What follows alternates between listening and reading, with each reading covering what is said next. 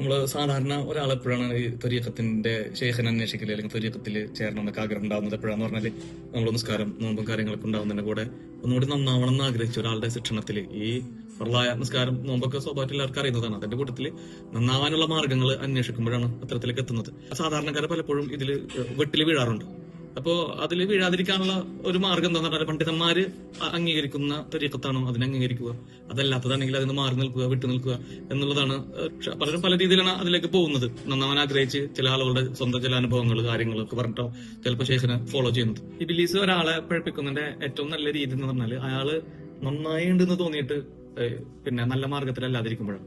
ഇപ്പോ അയാൾക്ക് തോന്നി ഞാൻ ഇപ്പൊ നല്ല മാർഗത്തിലാണെന്ന് തോന്നുന്നു, എന്നാലും സത്യത്തിൽ അങ്ങനെയല്ല. അപ്പോൾ പ്രശ്നം എന്താണെന്ന് പറഞ്ഞാല് ഇവരതിന് മാറില്ല, മാറുന്നതിനെ കുറിച്ച് ആലോചിക്കുക പോലും ഇല്ല. ഇപ്പൊ മറ്റു തെറ്റുകൾ ചെയ്ത് നിസ്കരിക്കാണ്ടിരിക്കുന്ന ഒരാൾ, അതല്ലെങ്കിൽ മറ്റു തെറ്റുകൾ ചെയ്യുന്ന ഒരാൾക്ക് ഞാൻ തെറ്റ് ചെയ്യാന്നുള്ളൊരു ബോധം ഉണ്ടാവും. അത് ഇവർക്കുണ്ടായിരിക്കില്ല. അല്ലാഹു തആല കാരുണ്യവാനായതുകൊണ്ട് നന്നാവണമെന്ന് ആഗ്രഹിച്ച് ഇത്തരം വെട്ടിൽ വീണ ആളുകൾക്ക് ഒരു അവസരങ്ങൾ ഉണ്ടായി കൊടുക്കും. അത്തരം ഒരു അവസരമാണ് ഇപ്പൊ ഈ ഷെയ്ഖ് കുരുവട്ടൂരിന്റെ വിഷയത്തിൽ നമ്മൾ മിനിയാന്ന് കണ്ടത്. പണ്ഡിതന്മാര് പിന്നെ അംഗീകരിക്കുന്ന ത്വരീഖത്തിനെ ഫോളോ ചെയ്യുന്ന പറഞ്ഞതിന് കാരണം എന്താന്ന് പറഞ്ഞാല് ശരീഅത്തിന്റെ നിയമങ്ങൾ, മത നിയമങ്ങൾ പണ്ഡിതന്മാരാണ് പഠിച്ചത്, അവരാണ് അത് പറയേണ്ടത്. അതറിയാത്ത ആളുകൾ അത് പറഞ്ഞാൽ പലപ്പോഴും തെറ്റിപ്പോകുന്നുണ്ട്. നമുക്ക് എല്ലാവരും കണ്ടതും അറിയുന്നത് കാര്യമാണ്.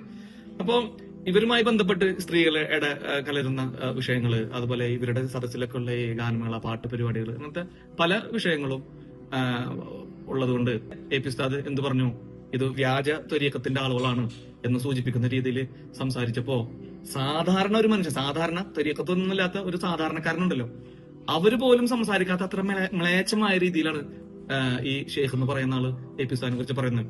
ആഗോളതലത്തില് അംഗീകരിക്കപ്പെടുന്ന ആളുകൾ ആദരിക്കുന്ന ബഹുമാനിക്കുന്ന ഒരാളെ കുറിച്ച് മറ്റു മതസ്ഥർ പോലും ഇങ്ങനെ പബ്ലിക്കിൽ പറയാത്ത രീതിയിൽ ഈ പറയുന്ന ഒരാള് ഇതിന്റെ ഫോളോ ചെയ്യുന്ന ആളുകളെ നന്നാക്കും, അവരൊക്കെ സ്വർഗത്തിലേക്ക് എത്തിക്കും എന്നുള്ള ധാരണ ആർക്കെങ്കിലും ഉണ്ടെങ്കിൽ, നമ്മളൊക്കെ ഒരാള് എന്തെങ്കിലും കുറ്റം പറഞ്ഞാൽ ഇപ്പൊ ഈ പൊതുപ്രവർത്തനങ്ങൾ ചെയ്യുന്നവരോ സംഘടന പ്രവർത്തനം ചെയ്യുന്ന ആളുകളൊക്കെ ആരെങ്കിലും എന്തെങ്കിലും കുറ്റോ കംപ്ലൈന്റ് പറഞ്ഞെന്ന് വിചാരിക്കുക, നമ്മൾ എന്ത് നിലപാട് സ്വീകരിക്കുക?